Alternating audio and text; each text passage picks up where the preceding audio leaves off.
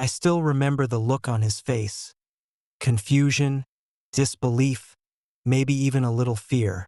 Moments earlier, he had pulled me over, speaking to me like I was just another black man he could intimidate. But everything changed the moment I handed him my ID. His jaw clenched. His eyes scanned the name twice. He didn't know that the person he just racially profiled on the side of the road was his commanding officer. This wasn't just another traffic stop, it was a reckoning. I didn't say a word at first. I watched him shift uncomfortably, still standing by my window, holding my license like it had suddenly burned his hand. He glanced back at his patrol car, maybe hoping this was a mistake, maybe praying it was someone else with the same name. But it wasn't. "Is there a problem, officer?" I asked, my voice calm, too calm. He cleared his throat. "No, sir.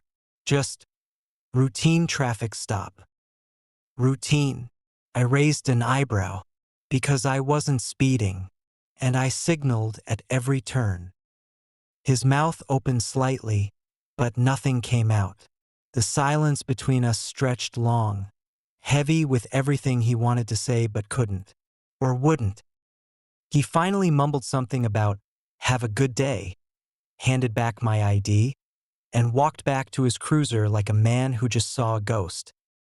But this wasn't over, not even close. Because when he showed up at the precinct the next morning, I was waiting. He hesitated at the door when he saw me. I was standing at the front of the conference room, debriefing the morning roll call. The usual chatter among the officers died out the moment he walked in. His steps slowed. His eyes met mine for a split second, just long enough to know he remembered. "Detective Michaels," I said, not breaking eye contact. "Glad you could join us." A few heads turned toward him.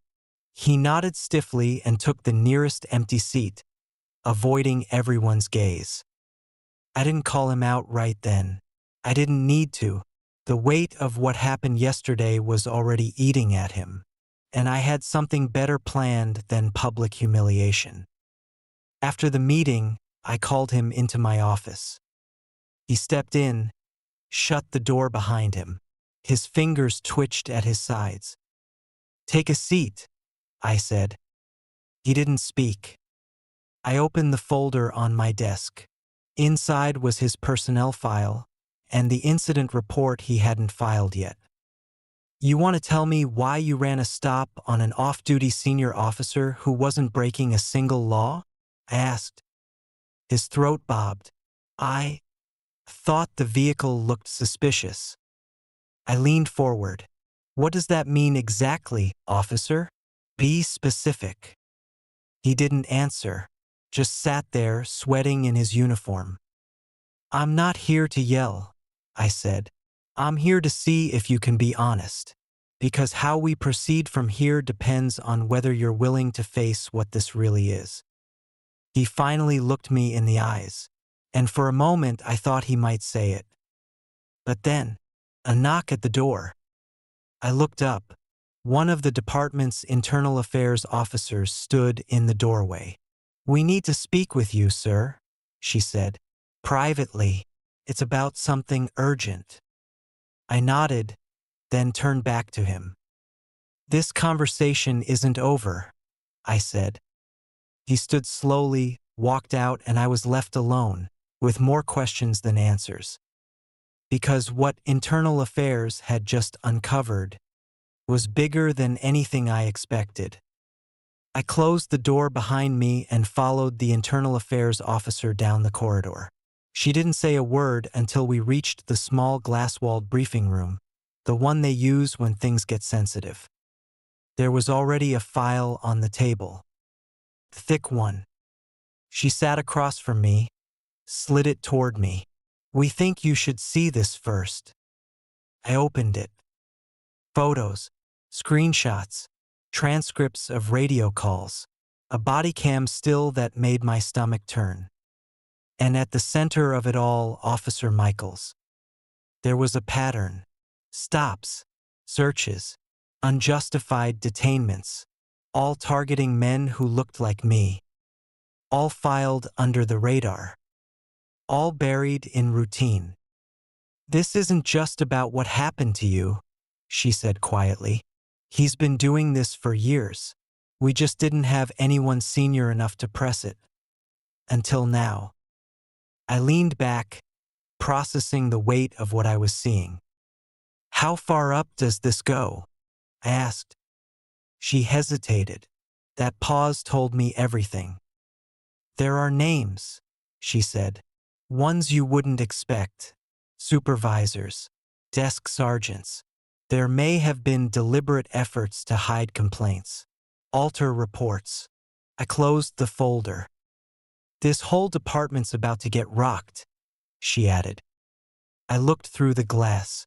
Officers walked past, laughing, sipping coffee, unaware that the ground under their feet was starting to shift. "You're the highest-ranking officer of color we've ever had here," she said. "If you want to lead this, we'll back you. But you need to know, this won't be clean." I stood. When has it ever been? I spent the next 2 days going through every page of that file. Every complaint ignored. Every dashcam mysteriously malfunctioning. Every victim who never got a call back. Michaels wasn't just a bad cop, he was a symptom, a crack in a much deeper foundation. I didn't sleep much. When I did, I saw the faces of the men in those reports. Some angry, some afraid, some just tired. On the third day, I called a meeting with the captain. He looked surprised when I walked into his office without knocking. "Detective, something on your mind?" I tossed the folder onto his desk. He didn't open it. "I know," he said quietly. "That stopped me." "You knew?" He nodded. "You think you're the first one to bring me something like that?" I took a step closer. "Then why didn't you act?" He sighed. "Because acting gets you fired. Acting gets you demoted. Acting gets your family followed home. You've got no idea what you're walking into." I stared at him, stunned. Not just by what he said, but how casually he said it. "You're protecting racists." "I'm protecting myself," he shot back. "And if you're smart, you'll do the same." There was a long silence. Then I picked up the file. "I didn't come this far to play safe." He leaned back in his chair, a bitter smile forming. "Then I hope you've got backup. You're gonna need it." I walked out. As I reached the end of the hallway, my phone buzzed. Unknown number. No caller ID. I answered. A low voice came through the line. "You think we don't know what you're doing?" Click. The line went dead. And in that moment I realized this wasn't just about the department. This was bigger, darker, and far from over. I didn't go to the police. I went to the press. I sent copies of the file to 3 major newspapers, a local TV station, and an investigative journalist who'd once been threatened for digging into police misconduct. I knew they wouldn't all stay quiet. And I knew, after this move, there was no going back. By morning, the city woke up to headlines on every screen. Racist patterns hidden inside local police department, leaked by senior officer. My name was everywhere.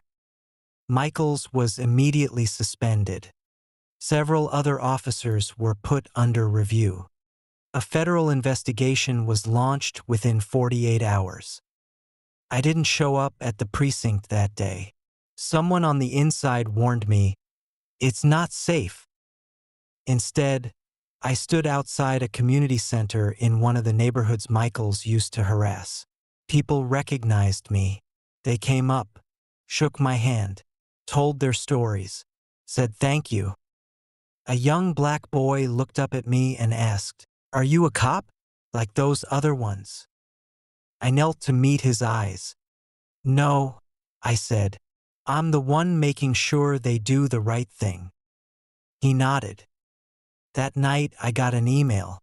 No name, no signature, just one line. You may have started a war, but thank you. I knew this wasn't over. People like me don't get peace. But I also knew this. They can't silence all of us. Not this time. And next time, I won't be standing alone.